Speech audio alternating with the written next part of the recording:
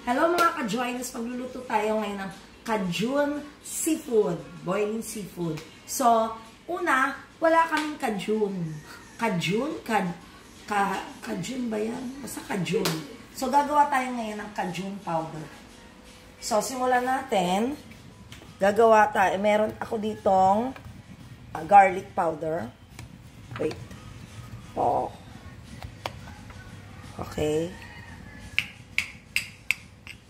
Okay, next. Thyme. Thyme with salt na. Kaya, hindi na tayo gagamit ng salt. Kasi may thyme na. Ay, may salt na yung ano. Then, I have oregano. With salt na rin to. So, hindi na rin ako gagamit na maglalagay ng salt. Ay, ang dami. Yan. Then, maglagay tayo ng onion.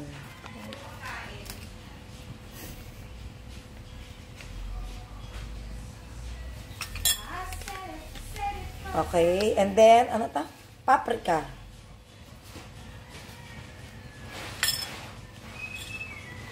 Okay. Then, pepper.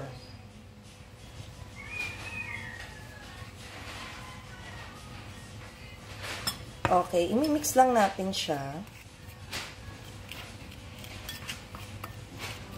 Kulang ang ating kayin. Pag na-mix natin siya, aba, meron na tayong Cajun powder. Maglagay tayo ulit ng, nasa na to? Kayin. Ay, paprika, sorry. Walang kayin na.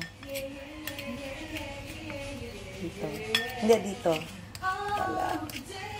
Nagpapaingay yung isa kong kapatid. Mamaya sasama ko siya dito para matuto siya nitong Cajun boiling seafood. Okay, so meron na tayong Cajun powder. So tutulungan ako ang aking sister. Uuwi lang sa Philippines pero aalis na rin.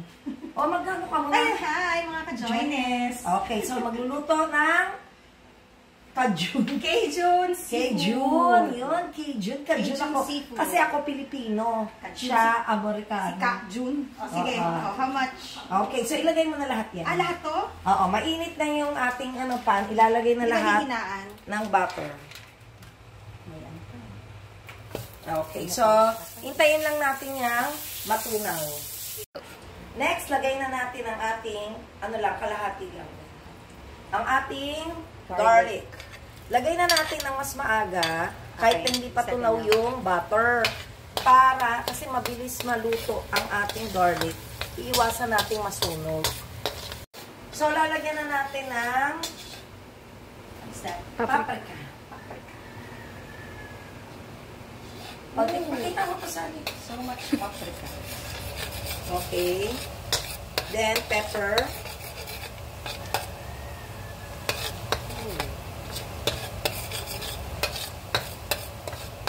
Maglagay tayo ng asukal para may tamis.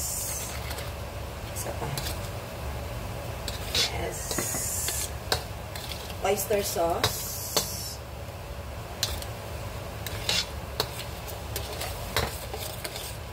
Onion powder.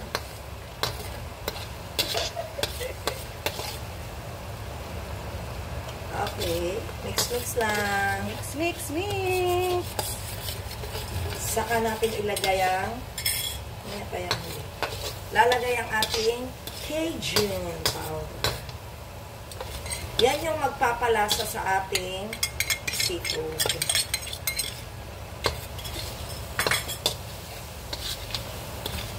If you like ng kaunting anghang, maglagay tayo ng chili. Konti lang. Isa pa. Kaunti lang yan. Okay, so mix lang muna natin. Lagyan natin ng onion.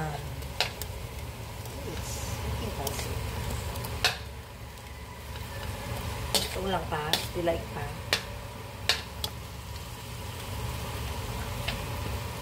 Para tayo mo. Para dun sa isa. Okay, then lagay tayo ng ating ito muna. Gusto ko kasi ano eh. Ang ating corn.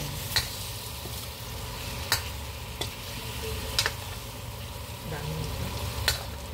Maglagay tayo ng shrimp. Mabilis na kasi ang shrimp.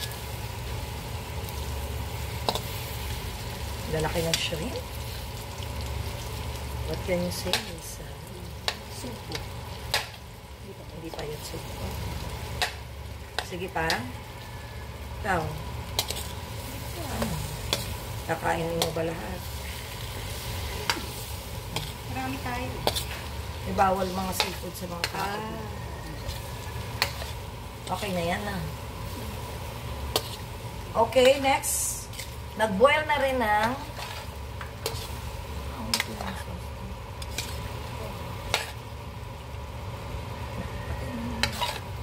maglagay na tayo ngayon ng ano yan, Hazel?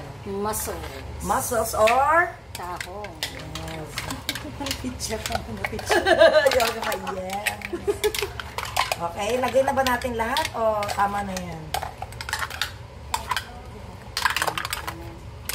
Next, maglagay tayo din ng another Alaan. tulya. Tulya. Ano ba ang difference? I do not know. Kasi ibang klaseng ano siya eh. Kasi mas pa, ano lang, para mukha talaga siya. Wow. Dapat lahat siya magkaroon ng sauce. Puro pre-boiled yan, except sa hipon. Na pre-boiled na natin yung ating tahong. Pre-boiled na yung ating corn. And also yung tulya or sa, ano, halaan, maliliit ang halaan eh. And then, we will put potatoes. Potato, patata. Boiled na rin yan. Fritata.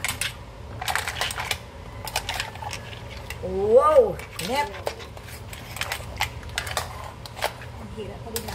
Then, the last one is the crabs. Ano nga lang to? Hinati na namin para mas mabilis siyang kainin. Para pumasok ang Lasa sa loob. Kasi pag ano, yan. Then, afterwards, ano na, pipigaan na natin ng lemon. Kung walang lemon, 7-up.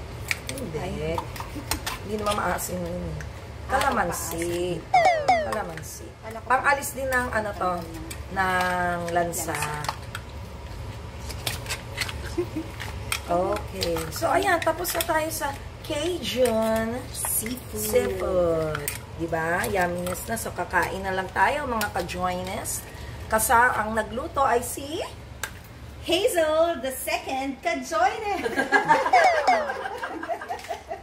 So, paano mga ka-joiners?